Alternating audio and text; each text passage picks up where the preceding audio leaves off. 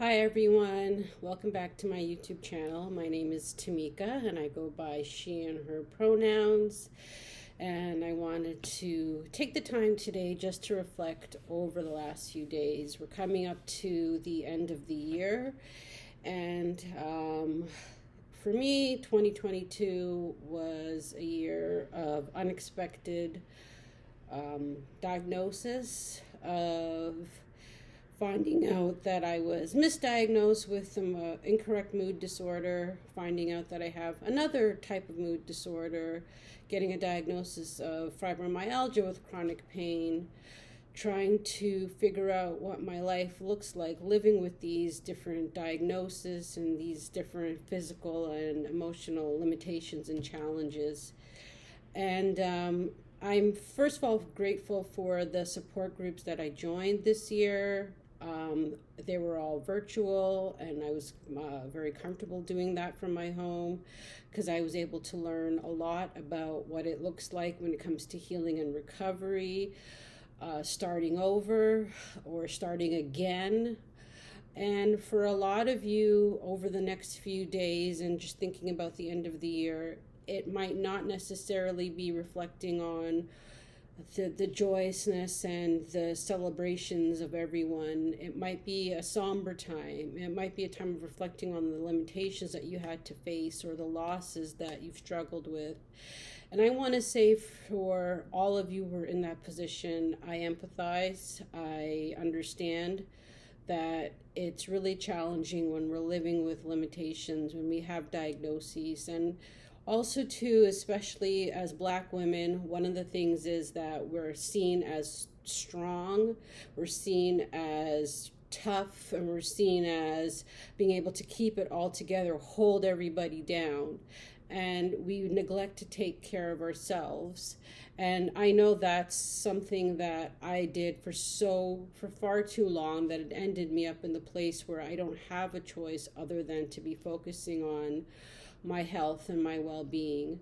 And it really is something that we have to learn to do, because we're become so socialized and so conditioned to the everyday goings of life that we forget about what it really means to look after ourselves, to have self-compassion. That's a big one that I had to really relearn and relearn, is having compassion for myself, to know that, okay, I can't do everything that I'd like to do, or I can't do everything the way I used to be able to, or the way I think it should be done, but I can only do so much, and that's okay. I can only manage this much for today, and that's okay too. And for me, my spiritual life has been a big source of comfort. I'm a practicing Catholic, and so my prayer life has become more and more profound.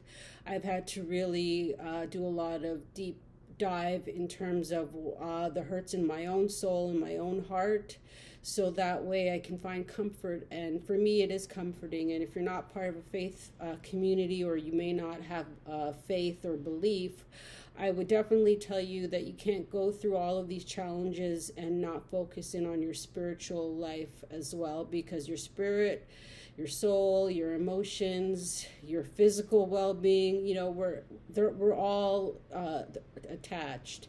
We can't separate one from another. And the medical profession will often do that. They separate, you have a specialist for this, you have a specialist for that, but you're a whole entire person, and your physical, emotional, spiritual well-being are all interconnected. So it's important to recognize that. And I know for me, prayer and having my faith has been a source of healing. And I also know too that I've had to recognize that I have a purpose here in this life, and that I am going through struggle, but I am going through. And for a lot of you who might be listening to this and who might see my videos, you need to understand that, yes, I'm going through. That doesn't necessarily mean that I've got it all together. Oftentimes that means that every day looks very different. My pain and my limitations might look very different. This morning I woke up with a lot of pain, and the medications didn't really kick in and didn't really help for a couple of hours before I sought relief. And I still had to get up and go out there and walk my dog, and then he wasn't feeling well, so I wasn't anticipating to have to get up and get out at that particular time with the pain that I was in, or even to have been out there as long as I was. But the movement helps me. That's one of the things with fibromyalgia. It's important to keep moving because it actually does help to decrease the symptoms. But that doesn't mean that because you're managing your symptoms that you're not struggling. That's the other thing. We're all trying to manage our symptoms, and that's going to look different for each and every one of us. So be patient and have self-compassion. Recognize that even when you're managing and you're going through, you're going to have those dark days and those dark moments, and that's okay. And that's part of the road to recovery and the road of restoration and healing and wellness. It's not a straight line. It's up and down. It zigs and zags. There are moments that are going to be really high in terms of you having joy that you've been able to overcome so much difficulties. I can give thanks for the fact that I don't have to use a walker to walk. I have my mobility. I am able to walk and do things on my own because there was a time when I couldn't do that. So as we reflect on a lot of things that have happened this year, for some of us, it's really been a difficult time. It's been a sad time, and that's okay. Just know that you're not alone experiencing a lot of these shortcomings, limitations, and difficulties. There are times where it's going to be really, really challenging. And that means that you still have to just get, even if it's a mustard seed. Apparently a mustard seed is one of the tiniest of seeds.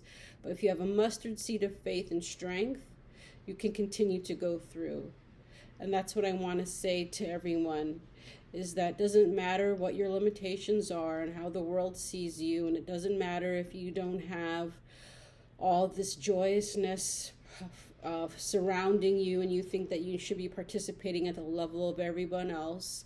Only you know in your heart how you feel. Only you know in your heart the struggles, the limitations, and the challenges. And just let that be a lesson to you that you need to have compassion for yourself, even in this moment of limitations, and that we are still people who are valuable and have purpose and need in society. And it doesn't matter your current circumstance or what you're producing or not producing. What does matter is that you're still here and you're still going through.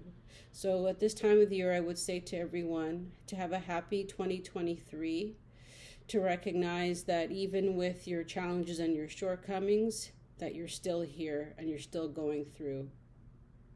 As always, I say, listen to Black women, amplify our voices. If you're an ally of Black women, then you'll believe our stories. You'll create a platform for our stories to be told, that you'll know that we are worthy and deserving of love, and that our stories and our lives have meaning and have value. Thank you, everyone, and have a blessed day. Bye.